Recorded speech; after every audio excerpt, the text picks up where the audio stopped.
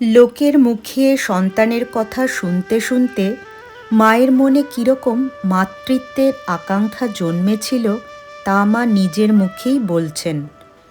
মেয়েদের কাছে কামারপুকুরে আর এখানেও খালি শুনতুম, ছেলের মা না হলে কোনো কাজই সে মেয়েমানুষ করতে পারে না, বাঁজা কোনো ভালো কাজে এও হতে পারে না।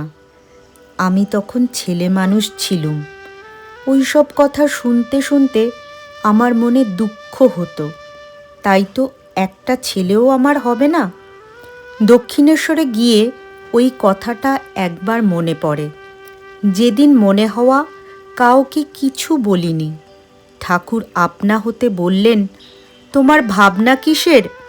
তোমায় এমন সব রত্ন ছেলে দিয়ে যাব, মাথা কেটে তপিস্যে করেও মানুষ পায় না। পরে দেখবে এত ছেলে তোমায় মা বলে ডাকবে, তোমার সামলানো ভার হয়ে উঠবে। নমস্কার।